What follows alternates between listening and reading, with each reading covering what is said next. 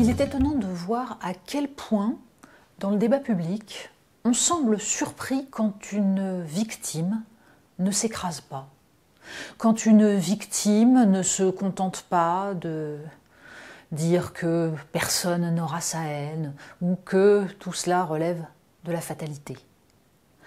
Un gendarme est mort sur une bretelle de l'A8 près de Mougins lundi 26 août. Éric Comines avait 54 ans, il était père de famille. Et sa veuve, lors de ses obsèques, ne s'est pas contentée de pleurer. Elle a prononcé un discours accusatoire, un discours expliquant que, selon elle, c'est la France qui avait tué son mari par son laxisme, sa tolérance vis-à-vis de tous ceux qui ne respectent pas la loi.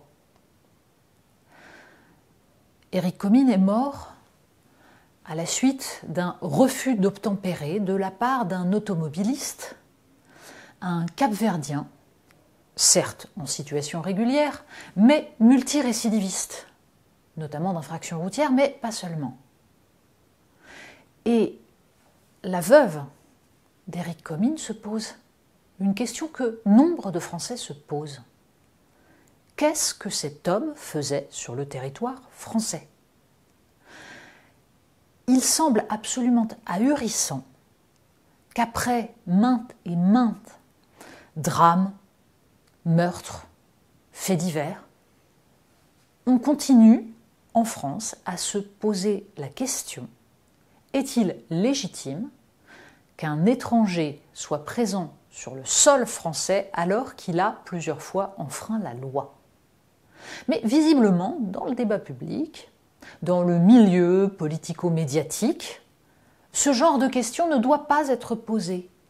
Et c'est le décalage ahurissant entre des supposées élites et les citoyens dans leur immense majorité.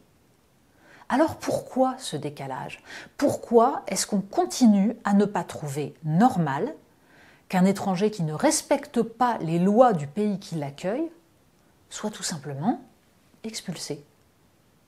On peut citer de nombreux cas, sans aller jusqu'au cas de différents meurtres qui se sont passés aussi bien en France ou d'ailleurs qu'en Allemagne, le cas est le même. Mais par exemple, le cas de délinquants algériens, dealers, qui n'ont pas été expulsés. Pourquoi ? Parce que les juges ont estimé que leur chef, qui était français d'origine algérienne, n'allait pas l'être, et que ça allait créer une inégalité entre les accusés. Alors, il serait nécessaire de poser dans le débat public 2-3 éléments absolument essentiels autrefois, mais qui ont été, semble-t-il, un peu oubliés. D'abord, la question de la nation. Qu'est-ce qu'une nation ? Qu'est-ce qu'être un citoyen ? Quand on établit des lois, on les établit pour les citoyens d'un pays.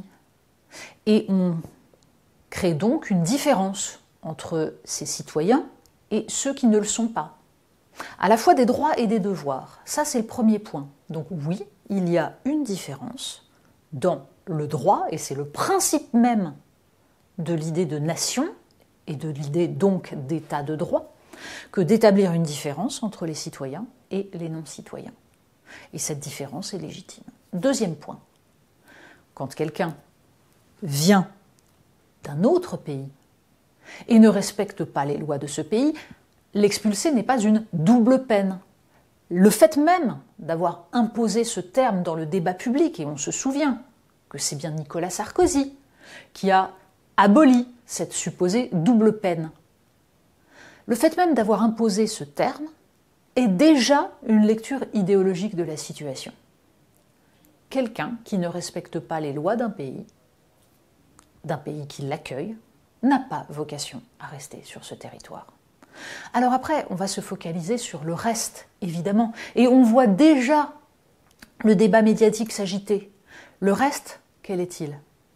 Le fait que Éric Ciotti a soutenu le discours de la veuve de ce gendarme, le fait que, évidemment, ce discours va être porté ensuite par le RN, LR, mon Dieu, l'extrême droite, la fachosphère, tout ce qu'on veut. Et on oubliera le fond du sujet et ce que dit la veuve d'un homme qui a donné sa vie pour servir l'État, pour servir les citoyens. Deuxième point, la veuve d'Éric Comines, dans son discours, a évoqué 1981 et l'abolition de la peine de mort. On n'est pas obligé de partager cette position sur la peine de mort. En effet, l'idée que l'on puisse prendre la vie d'un individu, pour quelque raison que ce soit,